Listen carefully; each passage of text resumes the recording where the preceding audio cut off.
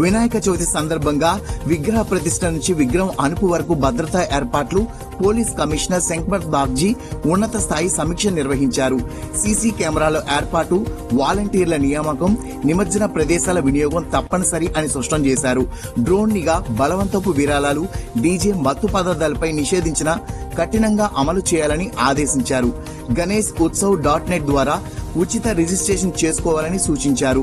వాహనదారులకు ఆటంకం లేకుండా పందిర్లు వేయాలని, సిటీ మొత్తం డ్రోన్ నిఘా ఉంటుందని ఎంవీపీ సీఏ మురళి తెలిపారు.